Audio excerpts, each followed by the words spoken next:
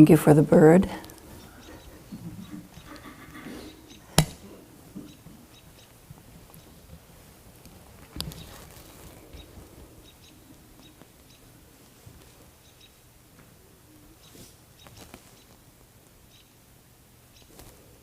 Good morning.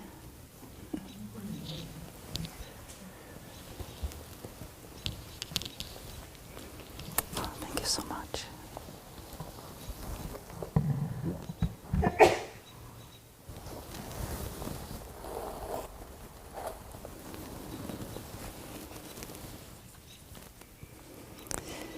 Before we begin, I have to tell you a little story.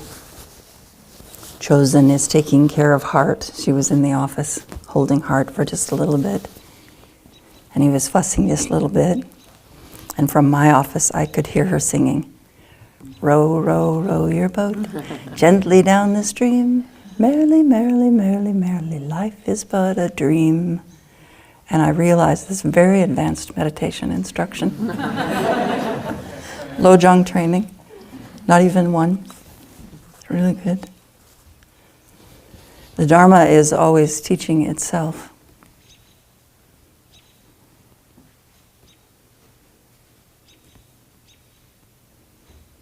No matter who's in the teaching seat, there is no teacher until there's a student. When there's a student, then the teacher manifests. So she was doing that. I just want to say welcome to those who were not on retreat, and welcome back to those who were. And again, if on behalf of George and myself, if I could express our deep gratitude for the continuity of effort and practice across decades. And you are a part of that today, so you will be part of someone's past, which will be someone else's present. So thank you for that.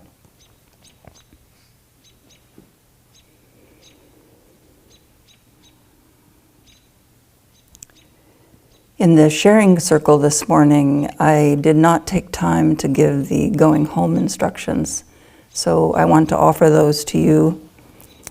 My teacher used to share this at the end of our retreats, and he would say, please remember that the people that you're going home to have not been on retreat. And they might say things like, you must be so relaxed. You must feel so blissful.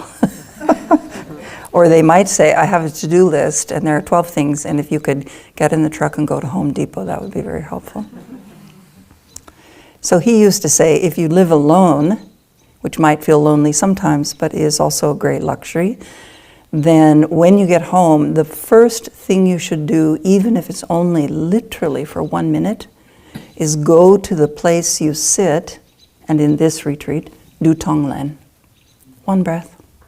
It's one breath. This is the threading the needle, right, that we talked about on retreat. So go home and take the retreat to your home for continuity. And if you do not live alone, park your car 1 block away. Sit in the car.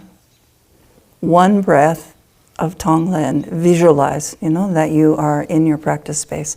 1 breath of Tonglen.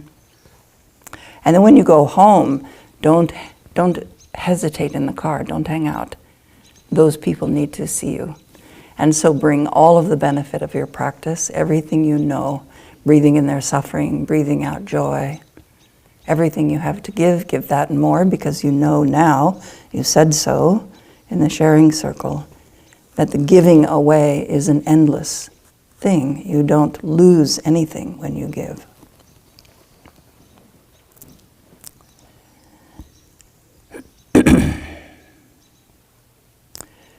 So for those of you in the wider community who are here, and I'm so glad you're here, so good to see you guys once a year. Our practice for the retreat was Tonglen, and included in Tonglen, and almost any practice in our tradition, and I suppose most traditions, is some meditation, and we call our form of meditation shamatha, or calm abiding. And of course, like Zazen, I pretty sure when we sit down to meditate, we begin to see a stream of experience that is a teacher arising, something to teach us about ourselves. And one of the things that we see is our habit patterns. So it's important to remember that what you see in meditation is probably also manifesting outside of meditation. And so it's a kind of telescope to the rest of your life. And one of the habit patterns that come up that many people talked about in our question and answer interview sessions, or that talk about at the center when I work with people, is the habit pattern of storytelling in the meditation itself. And so I thought that I could take the few minutes that I have with you today to talk a little bit about storytelling. When stories arise in meditation, the pith instruction, the basic or essential instruction, in our tradition at least, is drop the story and return to the object of meditation. So let's say you have a feeling and then maybe you're distracted. You discover you're distracted and then you begin a story. Oh, I'm not good at meditation. I probably shouldn't meditate. And then it hooks onto another story. In fact, I'm not good at a lot of things, knitting, cooking, just goes like that. It grows, it can take over the meditation. And so we say, the term in English is often translated as severance. Flaming sword of Manjushri. Gone. Drop the story. Actually, you don't even have to drop a story. You just have to stop holding on to it. And sometimes Lama Michael used to say, just don't pour gasoline on the story. The flame will go out on its own. And it sounds easy enough, but storytelling is enchanting. The Tibetans say the way that they teach this, or some of them teach it, my teacher taught it, is that when you begin to tell a story, it's a form of enchantment. And the end state of enchantment is trance. Trance. So he was saying, better not to be in a trance. Nothing wrong with trance states, but they are not meditation.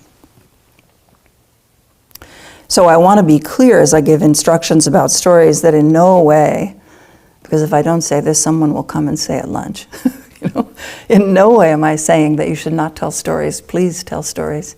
Dance your stories, paint your stories, play your stories on the guitar. Just not in meditation. Stories are powerful mediums for making a point. And they're powerful because, in part, they're memorable and they're sticky. Sticky. The word for that is shenpa in Tibetan. They hook us. And so because they're memorable and sticky, they are also, they stay around long enough in the mind stream, and they beg to be embroidered. And that's why they are enchantments, and that's why they create this trance state, which is really just a form of distraction from the meditation. And that might be easy to let go, except that this is also the habit of story, the habit in this culture of relying on concept, words, instead of felt experience or direct experience. So I listen to my health guru, I don't listen to my body. I listen to my accountant, I don't just look and see, I have no checks. He's empty in there, and not the good kind of empty. Our culture relies on stories heavily for problem solving. And this, in fact, I think, is part of the essence of the problems that we have, because we don't look at the truth right in front of us. We listen to the stories of the culture to make our decisions. So even when we say we have, well, my story, what I'm telling you is evidence-based, the evidence is often biased and rickety, which is maybe polite or not so polite way of saying that what it points to, what the evidence points to, is actually not true. It's just a story ornamented with facts. Little something sparkly sewn on at the end. So because we grew up in that culture, and because many of us were students in an education system that valued that and reinforced that habit of storytelling, when we sit down to practice, of course, the habit comes with us. And I think the architecture of that moment in a meditation session, and there are probably many ways to explain this and experience it, but just speaking from my own experience, the architecture of that is I'm meditating in a state of calm abiding or balance or quiescence, sort of equanimity, and then an experience comes in. And maybe the experience, to use the last example, maybe it's distraction. So it's a very simple experience. It would be very easy to see the experience and come back. No problem. The experience is not the problem. A random thought wafting through the mind stream, that's no problem. It's when we grasp the thought or push the thought away that the problem happens. So when the energy of that experience is greater than the energy of your calm abiding, your meditation, so greater than the stability, then it's like an arm wrestling match. It takes over. And what happens is we divert into a habit pattern of some kind. And for many of us, when the energy is the energy of discomfort or the energy of pleasure, nothing wrong with discomfort, nothing wrong with pleasure. But when that energy reaches a certain level and it's stronger than our intention, we divert into some kind of habit pattern. We might fall asleep, for example. We might shift our posture a little bit as a way of relieving that tension in that moment. Or we might fall into stories if storytelling is part of our habit. And because we are a very performance-oriented society, many of the stories will have something to do with I can't, I won't, I shouldn't, I don't know, that kind of story about how good we're not in our practice.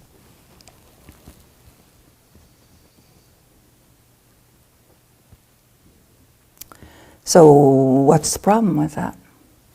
Let's think about that a little bit. Stories by nature are usually rooted in the past or the future. And so whatever is happening right now, we're missing.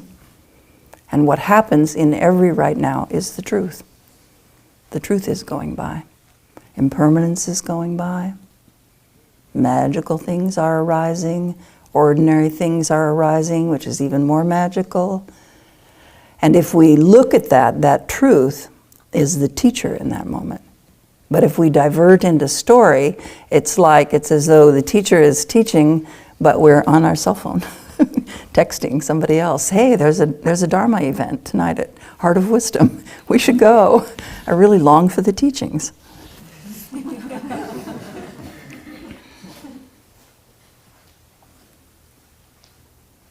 The other problem with stories is that all stories that are based in concept, that is word stories, and that's the kind of story that I'm talking about right now, they're fabrications. And they are also, maybe in modern vernacular, we would say they are self-soothing mechanisms, a way to comfort ourselves or to avert disaster of some kind. And the disaster might be very small, like suddenly you don't feel certain. That's a very small disaster. Very small. But it can send you right into a story, some kind of a self-soothing story.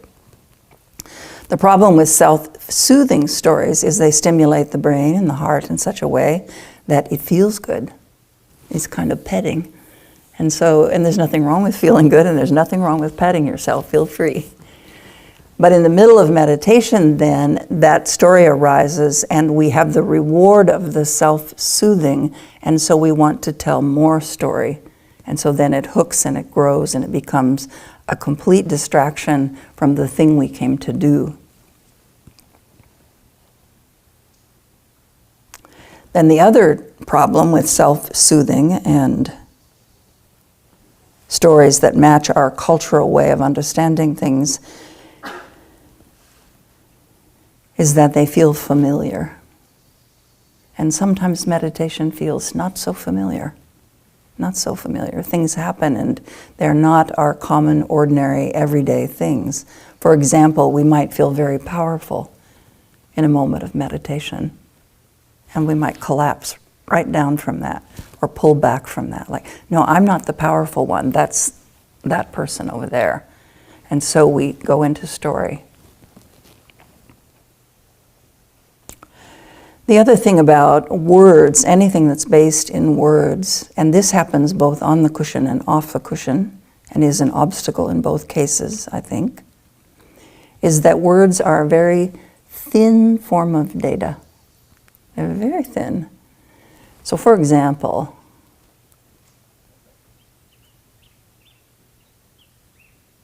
bird.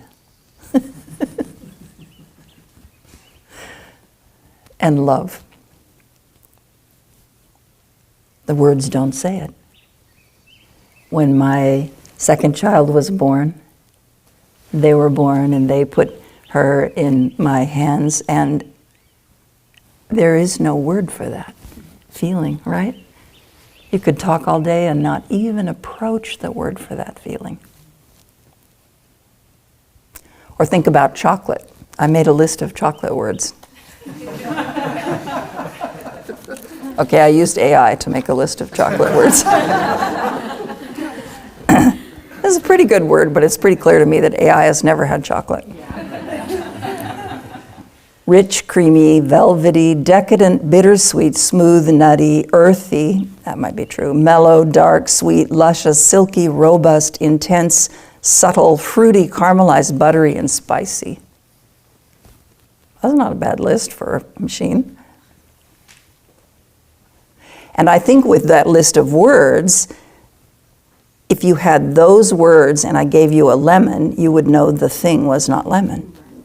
Yeah, it's not like it has no information, it's just thin data set. But if I wanted you to know about chocolate, I would give you a piece of chocolate. I would say, you gotta try this.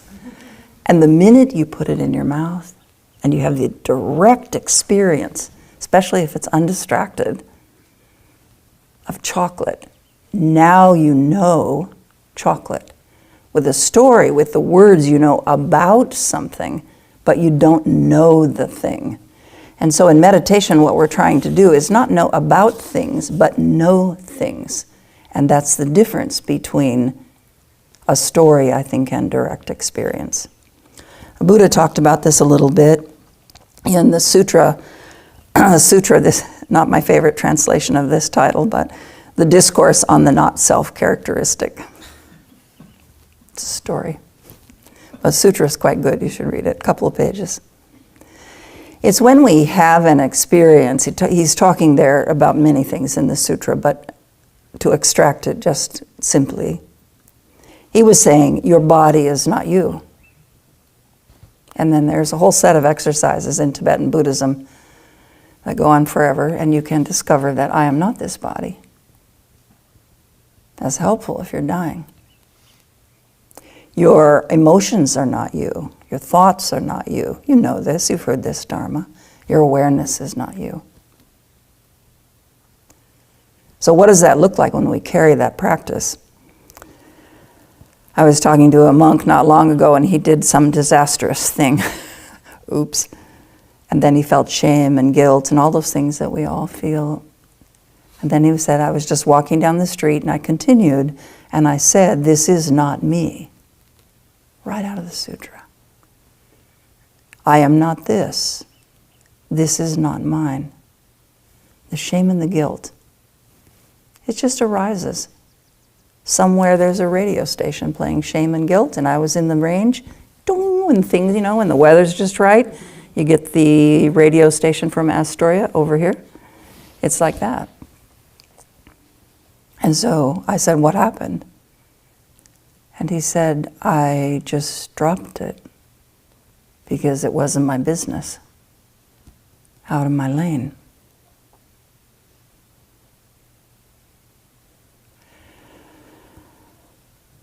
Stories cause us to stabilize in a false way because of their familiarity and their self-soothing characteristic. And in meditation, we want to stabilize, but not in that way. We want the true stability of relaxed and intimate presence with whatever's arising. And so it's good to not be addicted to storytelling and meditation. And like any addiction, the only way to deal with it is don't rely on it. Train yourself out of reliance on that. When I think about stories in our culture, I think about the way in my lifetime I have seen stories become architecture and fashion and paintings and songs and buildings. And I've also seen them become education systems and institutions and forms of oppression. And I think that if we relied on direct experience, which we could train ourselves to do in meditation, that we would not be so susceptible to stories which are not true. We would look at a story, even though it was said by a powerful person, and we would say, I'm not so sure about that. Whose story is that, and how did they benefit from me hearing that story? So I think that one of the solutions, this is a bit of a sidebar, but just to say it, that one of the causes of many of the systemic issues that we have in our collective experience is that we are habituated to storytelling.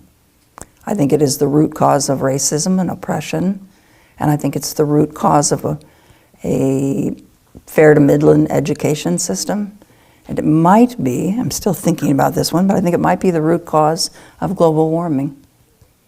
The idea that we can just use whatever we want on the planet and just use it all up.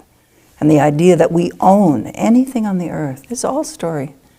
And it would not be so difficult to bear that, except that very close to us are many cultures who have different story. A different story. And we don't listen. We don't listen to their story because that's another quality of stories. We like to hear our own stories, not so much the stories of others sometimes.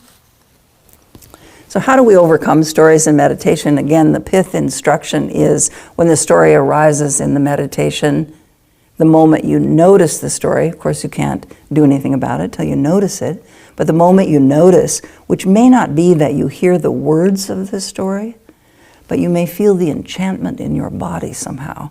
A little slumping forward, a little sparkling of desire or something in the body, right? These might be the precursors to your stories. So it's good to know what happens in your body, mind, before a story launches. So when you feel the tiny little sparkle, you think, oh man, I'm distracted. And you just let that go and come back. And the story never even comes up. All right, now I'm going to tell you a story. Because we're not meditating.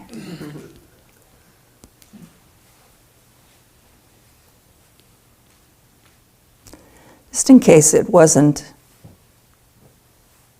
transparent enough. In meditation, we always want the direct experience, the wordless, timeless truth. And that just means, your parents used to say maybe, pay attention. It means we offer our attention to that experience, and that experience teaches us. Okay, here's the story. There was once a celestial being. Many Tibetan stories start out that way. Once in a realm called something, there was a being, and this being was a Dakini, which is a female divine being. So The Dakini came down to earth to help the people in a village, and she appeared, since it was kind of a wealthy village, in all of her glory and radiance. So she had beautiful 5-colored robes and many bangles and lots of jewels. And she also had a magnificent hat, because we like our spiritual authorities to have big hats in the Tibetan tradition.